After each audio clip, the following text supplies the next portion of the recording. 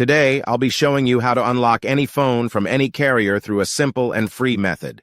This will work for any brand, including Samsung, iPhone, LG, Motorola, Huawei, or any other.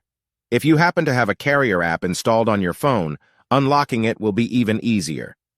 After following the steps in this video, you won't need an unlock code.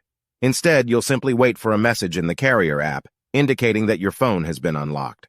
For iPhone users, just connect your device to Wi-Fi, and the unlock should activate. Before we begin, I'd like to mention a small disclaimer. The tool I'm about to show you is 100% legal, safe, and free. This tool will also help you get your phone unlocked, regardless of whether it's currently under an active contract with your service provider.